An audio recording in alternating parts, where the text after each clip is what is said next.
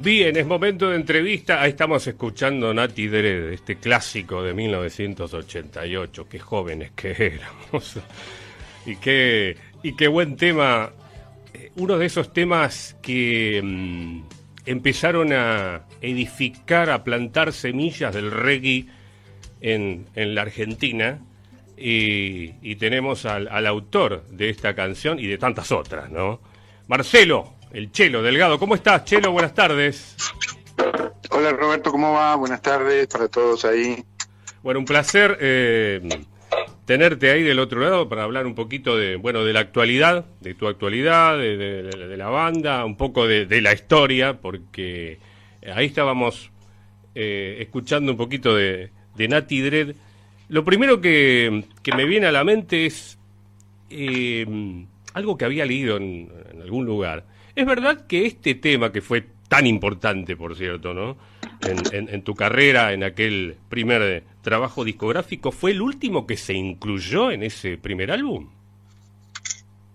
Sí, exactamente. Sí, tiene que ver con otros temas también, de otros álbumes que resultaron ser los cortes de difusión o los temas más conocidos, y fueron los últimos temas en entrar al disco. Eso pasó con Nati Dread en el primer disco, y bueno, muchos años después pasó lo mismo con otro de los temas más conocidos de la Zimbabue, que fue Traición al Mexicano, ¿no? Claro. Pero claro. Eso ya en los 90, estamos hablando de los 90. Sí. Pero ese tema, sí, fue, inclusive cuando nosotros grabamos el demo de ese primer disco, que se editó en el 88, cuando grabamos el demo, Nati Dread todavía no estaba, digamos, en el repertorio. Se hizo después de grabar el demo del disco, con el cual la compañía nos aprobó las canciones, y después en el interín, entre que se hizo el demo y que entramos a grabar el disco, yo compuse esa canción y terminó siendo el tema más conocido, ¿no? Claro. El corte de difusión. Sí.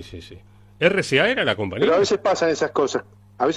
Cosas con las bandas, ¿eh? Yo lo he escuchado en varias ocasiones. Sí, hay muchas historias de esas. Pero por eso, volviendo a releer cosas que tienen que ver con tu historia, la historia de Zimbabue, bueno, había reparado justamente en ese detalle no menor, ¿no? De la inclusión a último momento, o por lo menos fue el último tema en ser incluido en este primer disco. Te preguntaba, ¿RCA fue la compañía? RCA, la del perrito que está sentado escuchando la vitrola. Sí. Un clásico dentro de la historia de las discográficas.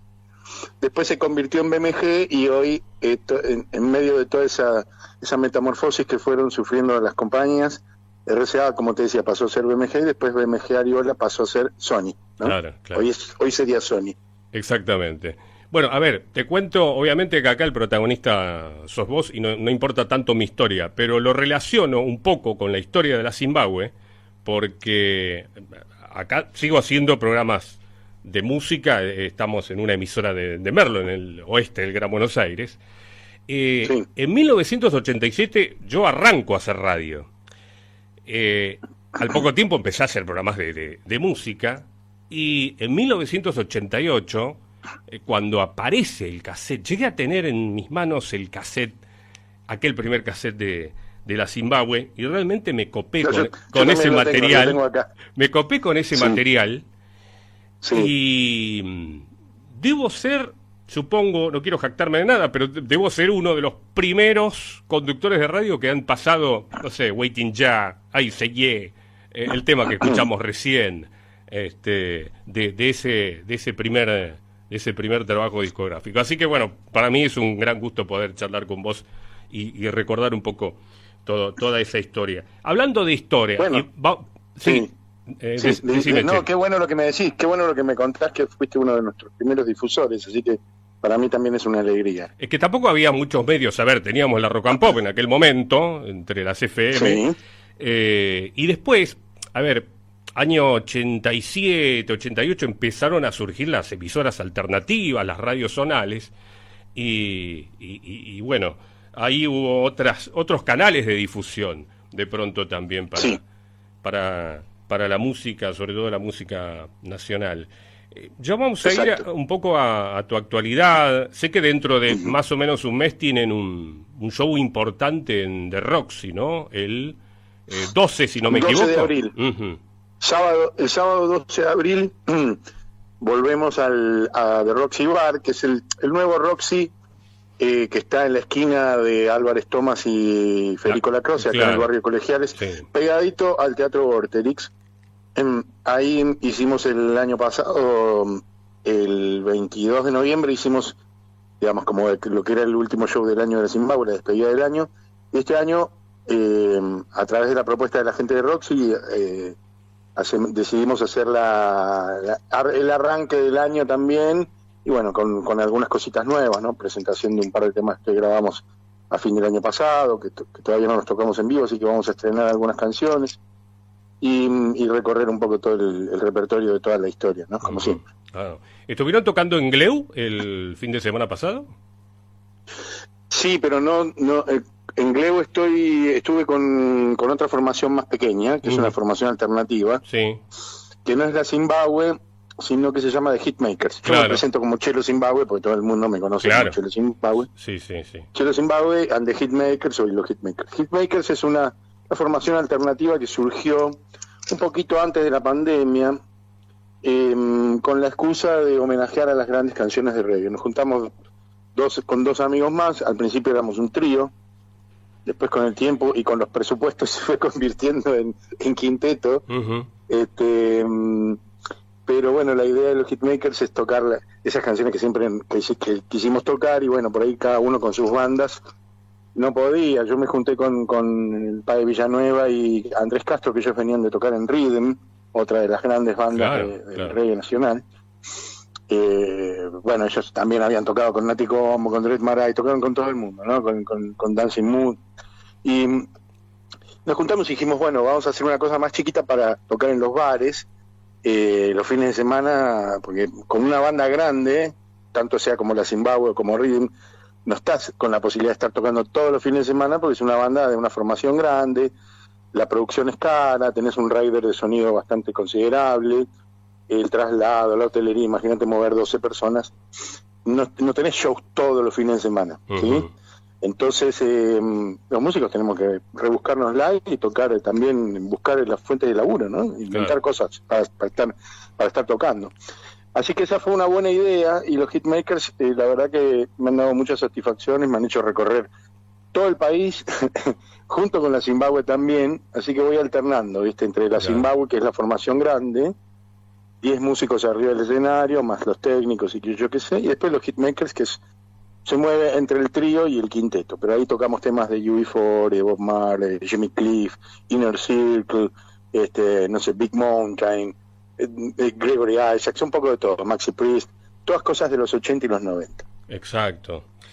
Chelo, bueno, recién nombraste UB40, estamos en marzo, ¿no? Y yo siempre recuerdo, faltan muy poquitos días, el 17, se estarán cumpliendo 36 años en este caso, de lo que fue aquel gran show, de la primera visita, ¿no? De los UB40 al estadio de Vélez Sarsfield, donde ustedes tuvieron la posibilidad de telonearlos. Yo recuerdo puntualmente ese show, y también recuerdo la primera vez que los vi fue en aquel memorable concierto por los 5 años de la democracia, ¿no? El 27 de diciembre de 1988, donde tocaron... 3 años de la democracia. ¿Cómo? Festival de los 3 días por la democracia, claro, eran 5 años, se llamaba el Festival de los 3 días por la democracia. 3 días, ese día le tocaba al rock nacional, por decirlo de algún modo, donde tocaron, bueno, un montón de ilustres, ¿no? De Spinetta, Charlie, Cerroso de Estéreo, pero ustedes tuvieron la posibilidad de estar ahí. ¿Qué recordás de eso? Porque fue muy poquito después de la salida del primer álbum, ¿no? Sí, la verdad que nosotros tuvimos mucha suerte y también, bueno, mucho apoyo del público y la prensa recibió muy bien el primer disco.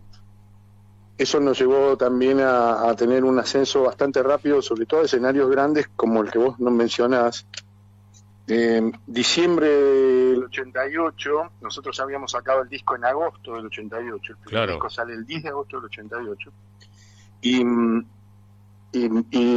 bueno, y a los pocos meses ya estamos subidos arriba de un escenario gigantesco participando en un festival de 3 días con una grilla, pero de lujo, impresionante, que para nosotros no la podíamos creer. Imagínate estar compartiendo un festival con, qué sé yo, con Ratones Paranoicos, los Cadillacs, estaban Paralamas. bueno, Paralamas o Suceso, Sí. increíbles, tremendos, nunca me olvido Sí. la potencia de esa banda, ¿no? Ellos estaban presentando Bora Bora, ese disco tan famoso. Sí, sí, sí. Y bueno, que creo que fue uno de los más difundidos, bueno, o por lo menos de los que los hizo muy populares acá, ¿no? Tal Y después, cual. bueno, Fito, Charlie, Los Enanitos Verdes. Ahí en YouTube, para los curiosos, está subido el video del show completo nuestro. Sí, es verdad. Después de nosotros vienen los Enanitos Verdes, si no me equivoco. Sí. Así que la verdad que fue una locura para nosotros tocar ahí. Imagínate que me temblaban las patas 130.000 personas frente nuestro cuando salimos al escenario y veníamos nosotros hacía poquitos meses de sacar el primer disco, así Claro. que la verdad que fue increíble, ¿no? Sí, y al otro sí. año, como vos dijiste, marzo del 89, 17 de marzo del 89 en Vélez, nos toca con UB40. Que fue como cumplir un sueño. Estamos hablando de UB40 que estaba en pleno apogeo, ¿no? En la cresta de la ola, como se dice, ¿no? Sí, sí. Sí, claro, venían muy fuertes ellos, bueno, sonando en todos lados con Red Wine, Rat in the Kitchen, estaban, bueno, esos 2 discos habían pegado muy fuerte en todo el mundo. Yo creo que en ese momento ellos se habían convertido en la banda número 1 del reggae internacional. Y lo bueno con UB40 fue que, además de ser una banda de reggae, se hicieron muy populares. O sea, ellos creo que fueron una de las bandas que más contribuyeron a que el reggae se hiciera masivo, que se hiciera popular, no solo acá en la Argentina, sino a nivel mundial, ¿no? Fue una banda, y sigue siendo una banda muy popular, sigue llenando estadios y festivales, y la verdad que para nosotros también fue tocar el cielo con las manos, porque para mí en lo particular, para la Zimbabue en general, pero para mí en lo particular han sido los más grandes referentes. Obviamente todo empieza por el lado de Bob Marley, Peter Tosh, monstruos, ¿no? Como Jimmy Cliff y otros, pero UB40 fue para mí la que más me pegó, la que más me influyó, inclusive a la hora de producir, ¿no? El concepto de producción, de sonido, el concepto de canciones. Yo siempre digo que ellos tienen una mezcla de reggae con Beatles, porque bueno, sí, como todos saben, son ingleses, son oriundos de Birmingham, ¿no? Claro. Y tienen algo Beatle en sus arreglos, que son algo que es mi escuela, ¿no? Mi base. Yo creo que lo primero que escuché cuando salí de la cuna eran los Beatles, así que esa mezcla a mí me influyó de manera notoria. Entonces yo lo sigo teniendo como mi mayor referencia. Imagínate tocar con ellos. Fue el éxtasis total, ¿no? Sin duda. Chelo, vos naciste en Godoy Cruz, ¿no? En Mendoza. Sí, ahí en el Hospital Español, a 5 cuadras de la cancha del Tomba. Y sé que después, bueno, tuviste que trasladarte con tu familia a San Juan. ¿En qué momento de tu vida o a qué edad te venís para estos lados? Mira, yo a los 12 años me voy de Mendoza para San Juan. Había tenido un breve intervalo cuando yo era muy chico, entre los 3, cumplí los 4 años acá en Buenos Aires, en Palomar, porque mi padre era de la Fuerza Aérea y le tocó venir ahí a la base aérea del Palomar. Entonces, los 4 años los cumplí ahí. Fue un año intermedio que vivimos acá en Palomar, cuando yo era muy chico. Ahí empecé a tener una conexión muy fuerte con la música. Te lo marco porque tiene que ver también con mi historia musical. Claro. Recuerdo mucho ese paso, ese año fugaz acá en Buenos Aires, que fue yo tuve la primera guitarra eléctrica, que era una guitarrita de juguete, imagínate, pero fue mi primer guitarra eléctrica con la que volví loco a toda la familia a los 4 años, y ya andaba haciendo un poco de ruido en casa, y ya era un melómano. En mi casa era una locura de música todo el día, desde la mañana hasta la noche sonaba música de distintos estilos, porque todos eran melómanos, mi viejo, mi vieja, mis hermanos, mis hermanas, bueno, todos. Yo soy el más chico de 4, ¿no? Y bueno, esa anécdota, digamos, recae en eso, que fue, ahí ya tuve mi primer guitarra eléctrica de juguete y ya empezaba a dar mis primeros pasos, por lo menos en la intención de ser músico, ¿no? Sin saberlo, ¿no? Ujú. Fueron mis dos pasiones, la música y el fútbol. Me la pasaba jugando al fútbol y dibujando, ¿no? Sí, sí. Y después me voy a los 12 años, ya de vuelta a Mendoza, a los 12 años nos vamos a San Juan con mi padre por el trabajo de él. Ya él estaba dedicado a la aviación civil. Y en San Juan había una fábrica de aviones de licencia americana, los Piper, y él estuvo mucho tiempo allá, ¿no? En esos años en San Juan yo empiezo a componer y empiezo a armar mis primeras canciones y armé mi primer banda, que fue una banda de rock. Supuestamente teníamos ganas de que fuera una banda psicodélica, ¿no? Porque Ujú. estábamos muy influenciados por Pink Floyd, Genesis, Emerson, Lake and Palmer, todas esas cosas que escuchábamos, Led Zeppelin, Deep Purple, era todo lo que estaba sonando. Ujú. Y a nivel nacional te puedo nombrar, qué sé yo, influencias como Almendra, Aquelarre, Crucis, todas esas cosas que nos nutrían a los pichones de músicos, nos nutrían de manera maravillosa, ¿no? Así que la verdad que tenía una escuela de música superlativa, junto con todo lo que me pasaban mis hermanas, que eran música soul, ¿no? De los 60s, y tuve un caldo de cultivo muy, muy grande, muy ecléctico, muy heterogéneo, digamos, de música, y como resultado dio un músico de reggae, pero con una amplitud, ¿viste? Tengo un concepto de la música muy amplio, Sí. y gracias a Dios puedo escuchar de todo, y me gustan un montón de cosas, no solo el reggae, ¿no?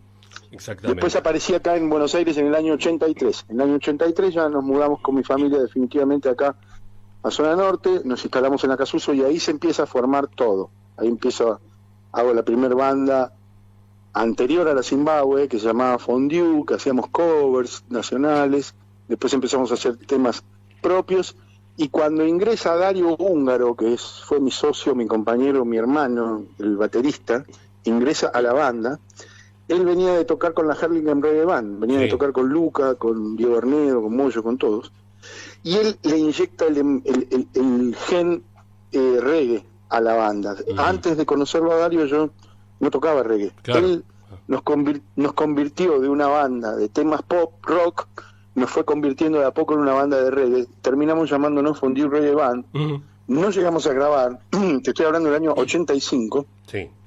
No llegamos a grabar con esa banda, pero al año y medio ya se empieza a formar la Zimbabue, ¿viste? Ese fue el embrión de lo que después fue la Zimbabue. Claro, la Zimbabue Reggae Band, ¿no? En principio. Así se llamó. Exactamente, sí. ¿El primer show de la Zimbabue fue en el Paracultural? El primer show de la Zimbabue fue en el Paracultural, sí. Nos llamamos así, nos bautizamos así esa noche, una fría noche de agosto del 87. Veníamos tocando, habíamos creo hecho un par de shows ahí en el Paracultural. Uh-huh. Se estaba armando, se estaba gestando como un nicho de reggae acá. De hecho ya los Pericos se estaban tocando, claro. Se estaban empezando a armar bandas de reggae, y se empezaron a hacer como unas fiestas de reggae, ¿no? Donde había un DJ y ponían todo reggae, todo lo que empezaba a llegar de afuera.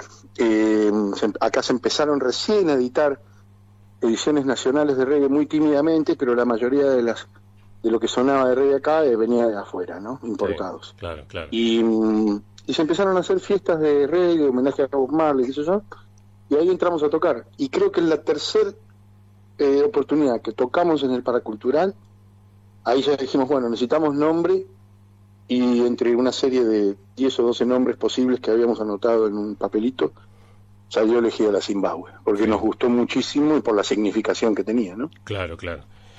A mí en lo personal recuerdo que cuando empecé a escuchar la Zimbabue, en ese mismo momento de la salida del cassette, diría, ¿no? Que fue lo primero que me llegó a mis manos. Sí. A ver, me llamó la atención, primero, tu forma de cantar el inglés. Sí. La instrumentación era como por lo menos el primer disco fue bastante purista del reggae, me parece, ¿no? Y sí. Los coros femeninos. Ajá. Alice y Virginia. Claro, claro. Sí. Bueno, mira, vamos por parte.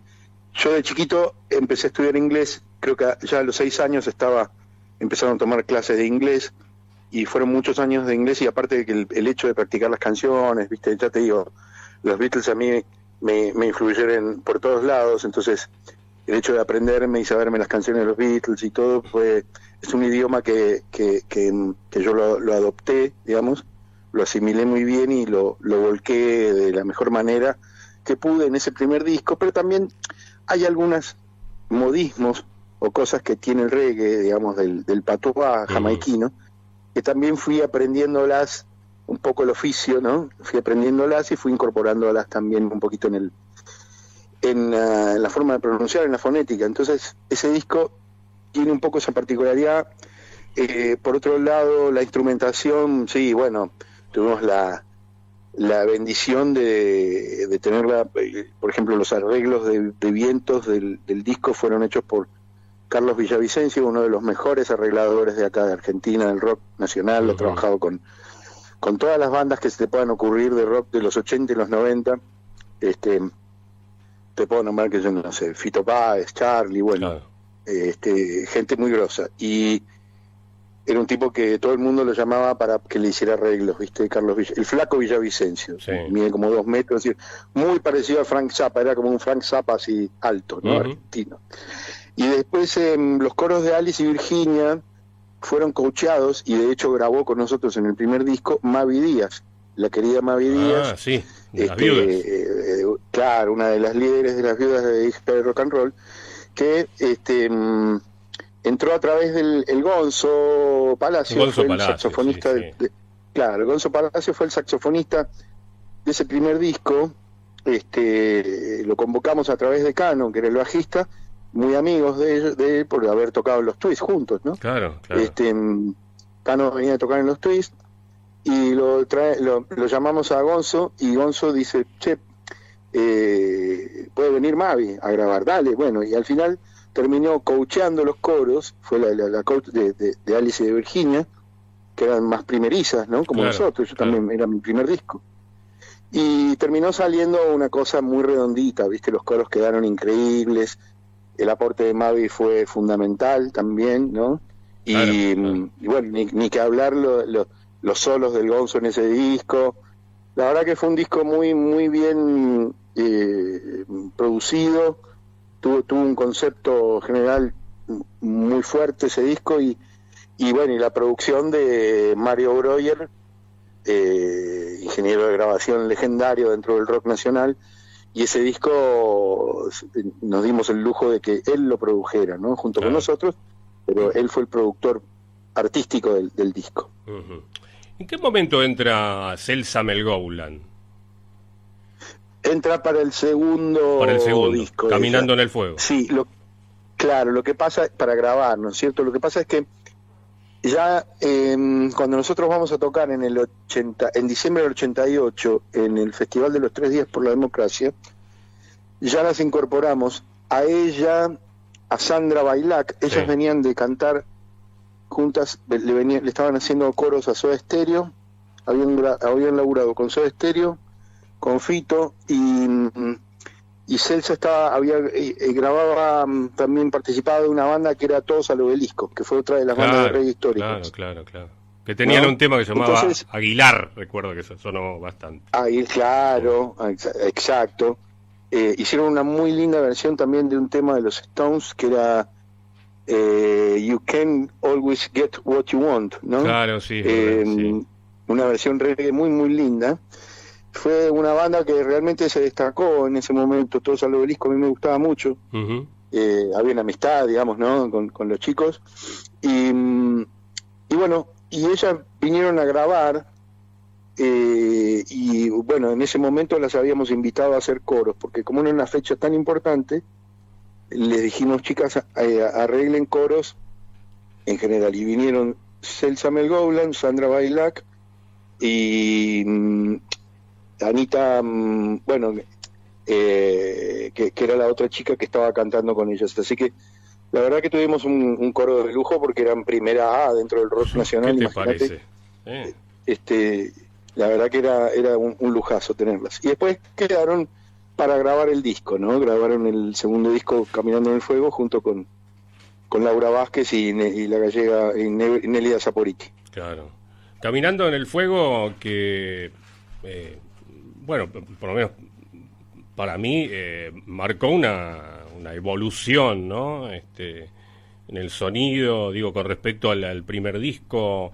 Además, ya empezás a componer en castellano directamente.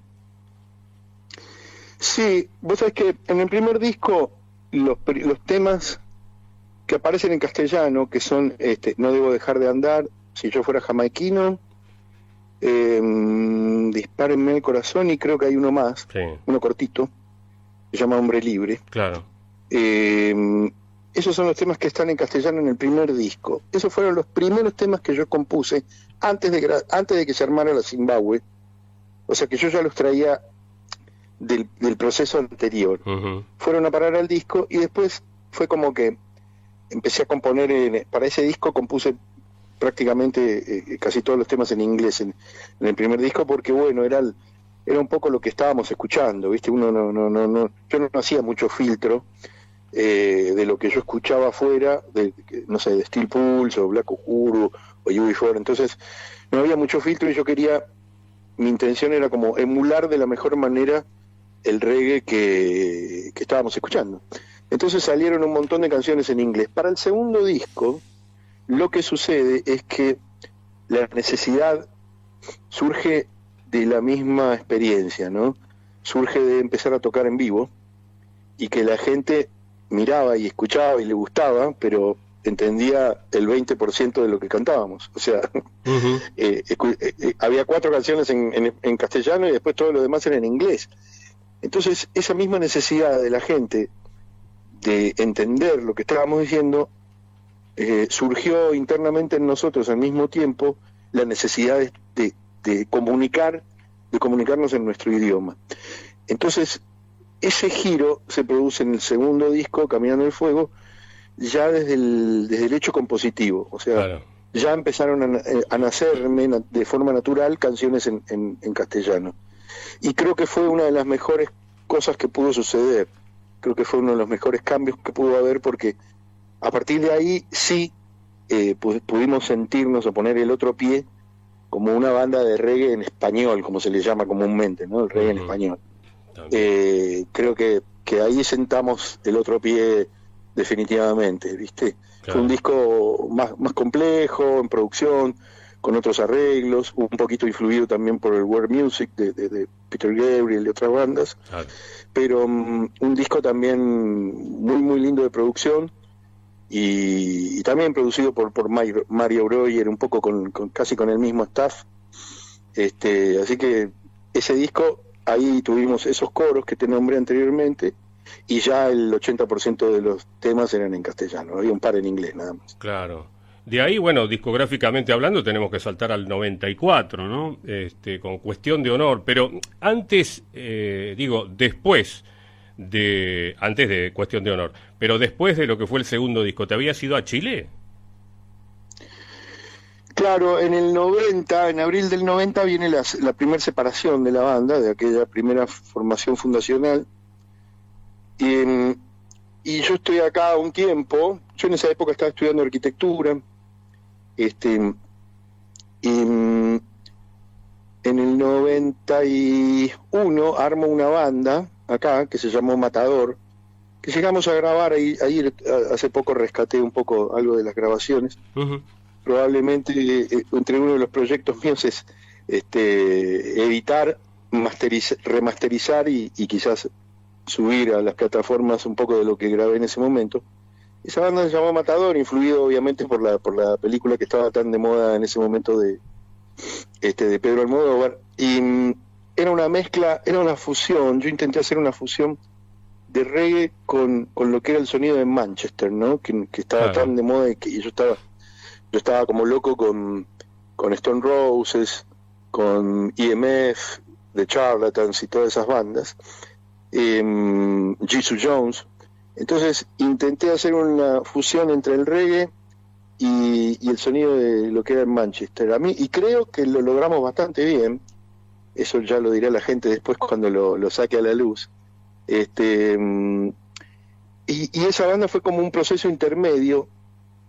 Eso fue en el año 91. Y en el 92, en enero del 92, ya una vez que ese proyecto se había terminado y todo, mi hermano, un hermano mío que,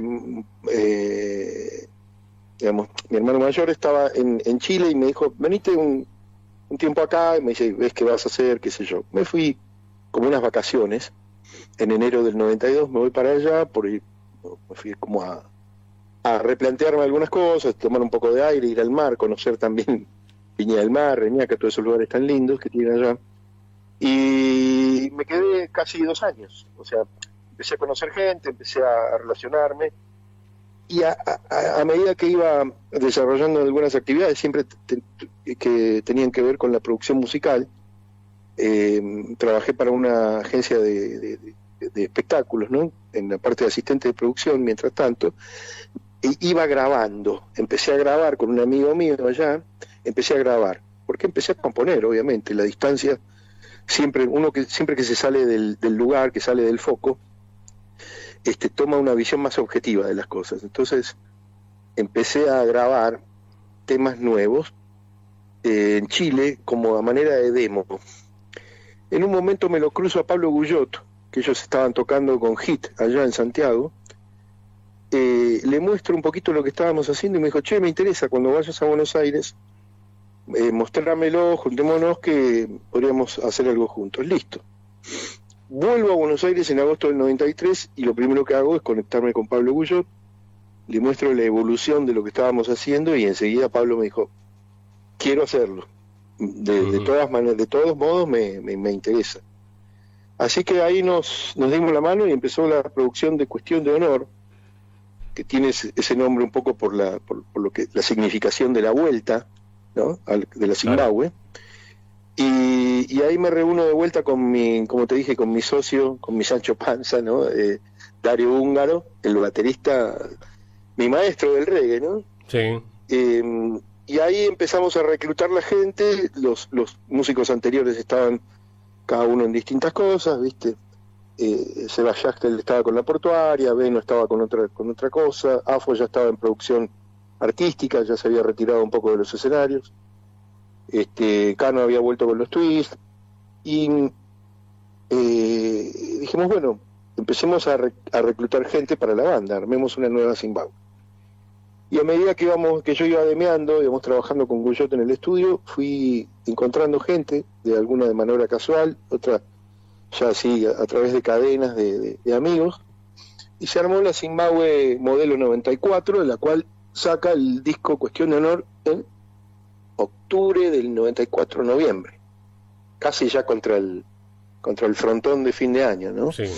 Y empieza a sonar Paseo Nocturno, que fue el primer corte, y tímidamente, ¿sí? Y después los mismos musicalizadores de las radios empiezan a pasar en todos lados, en toda la costa, Mar del Plata, porque la compañía regó las radios de discos, y los mismos musicalizadores, escuchando, eligieron Tradicional Mexicana, luego Verano del 57, que era la balada, que se sonó mucho en el verano del 95, sonó mucho, y después vino Loco de Atar. Con esos 3 temas ese disco explotó. Nos explotó un poco en las manos también, y cuando volvió la gente de vacaciones de la costa y de todos lados, se nos empezó a prender fuego la agenda, ¿no? Porque empezamos a tocar y ya nos empezamos a ir de viaje, de gira latinoamericana, porque el disco se empezó a editar. Fue como un regadero de pólvora. El disco se empezó a editar en un país, en el otro, hasta que llegamos, inclusive lo editaron en México y en Estados Unidos. Así que fue una cosa muy vertiginosa, y a partir de ahí, bueno, todo lo que ya todos saben, ¿no? O sea, gracias a esas canciones que nos abrieron las puertas y los corazones de miles de millones de hogares en toda Latinoamérica. Totalmente. Chelo, vos sabés que, bueno, nombraste un par de personas que han pasado por aquí. Así como estoy charlando con vos, me di el gusto de charlar hace un par de años justamente con Pablo Guyot, contando toda su historia, y con el Gonzo Palacios también. Así Sí, es como divino. que todo tiene que ver con todo. Y es un placer conocer las historias de gente como ustedes. ¿Sabes qué? Antes de cerrar la nota ya en instantes, no quiero olvidarme de Sí, mencionar a Carolina Funes, porque realmente desde que me contacté con ella, bueno, obviamente con la intención de poder entrevistarte, siempre ha sido muy, muy amable y bueno, finalmente pudimos coordinar una fecha con vos para el día de hoy, así que quiero agradecerle a Carolina. Esto por un lado. sí, Sí, claro, nuestra decime. manager. Sí, Ujú, claro. sí, sí, claro, tal cual. La cordobesa. La cordobesa. Y por otro lado quiero saludar a Walter Rodríguez, es un viejo compañero del colegio secundario, que bueno, se enteró que iba a entrevistarte y bueno, me contaba su historia del CD de Cuestión de Honor, que lo tiene todavía, que lo compró en su momento y que lo atesora. Así que bueno, un saludo Mira qué grande bueno. para él también. Bueno, Eh, le mando un saludo grande, un abrazo también para Walter, ¿eh? Y ¿sabes qué? sí, Está, además del CD, está, si lo buscan por Mercado Libre, quizás lo encuentren, los ujú, que quieran, está la edición en vinilo de Cuestión de Honor, que no ajá, se hizo acá en Argentina, sí, sino que es la edición colombiana, ¿sí? ujú, Porque acá ya no había vinilo y se claro, empezó claro.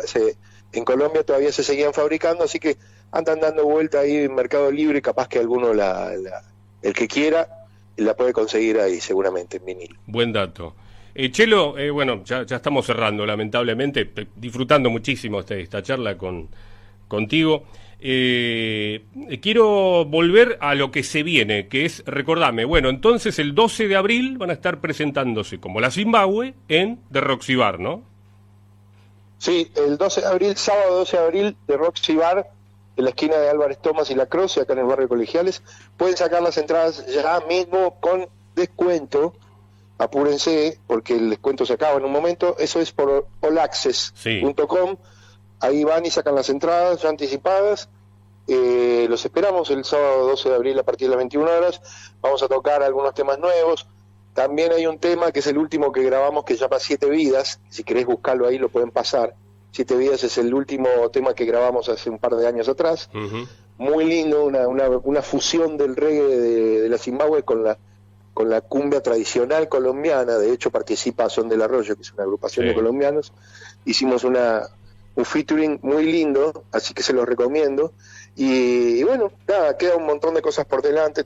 Este año tenemos un par de proyectos muy, muy lindos que tienen que ver bueno, con grabar, con invitados y también con algunas cosas nuevas que se vienen de la banda. Así que gracias por estar acompañándonos y gracias a vos, Roberto, por la difusión. Ok. Sí, difusión que como te conté hace un rato, viene desde aquellos primeros tiempos, ¿no? Bueno, De la primera época.